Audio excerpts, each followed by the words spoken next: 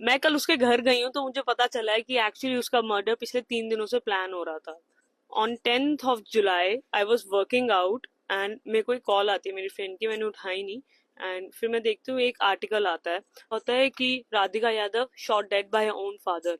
And सबसे पहले मैं राधिका को कॉल करती हूँ और मैं उसको बोलना चाहती हूँ कि थैंक गॉड कि ये तू नहीं है, थैंक गॉड कि ये तू नहीं है। एंड वो मेरा कॉल नहीं पिक करती है। फिर मैं आर्टिकल को फिर दोबारा देखती हूँ और मुझे वो घर देखता है। और बस मुझे ऐसा लगता है कि it's the end of the world. मतलब मेरे पैरों के नीचे से जमीन चली जाती है।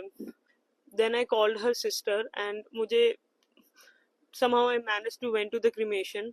एंड वहां जाके मुझे ये चीज पता लगती है कि उसके डैड एक्चुअली 3 दिनों से उसकी डेथ प्लान कर रहे थे। इग्नू रिवॉल्वर लेकर आए थे। एंड बस उसकी मॉम को दूसरे कमरे में रखा था, उसके भाई को किसी बहाने से बाहर भेज दिया गया था। राधिका के पास एक डॉग है लूना, एंड वो पिटबुल है। तो मतलब she would have also saved her, but उसको भी घर से थोड़ा बाहर रखा गया था। And he waited for the right moment और पीछे से मार दिया। मतलब 5 गोलियां कौन सा बाप मारता है, मुझे तो ये समझ में नहीं आ रहा इतना उसने क्या ही करा था। अपेरेंटली उसके डैड उसके फ्रेंड्स उनके फ्रेंड्स के इन्फ्लुएंस में आके, क्योंकि उसके उनके जो फ्रेंड्स थे वो बहुत ज्यादा जेलस हो गए थे राधिका की सक्सेस से।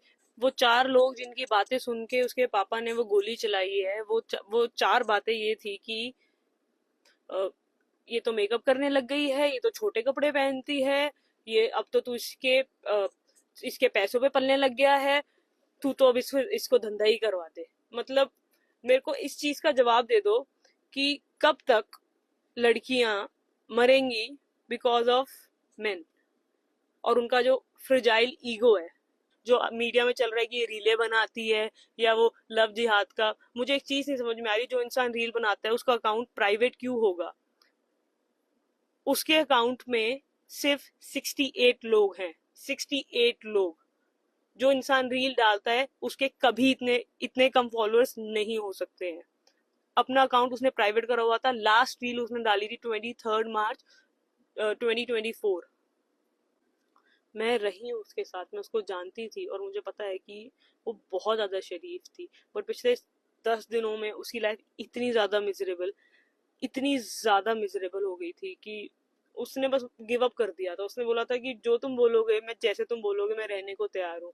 बट वही है, उसके पापा का इतना ज्यादा दिमाग खराब हो रख, हो रखा था कि कोई फेस पे एक्सप्रेशन भी नहीं था। मतलब वो इंसान को दिख रहा था कि कोई साइकोलॉजिकल प्रॉब्लम है, बट वही है, बात किससे करे।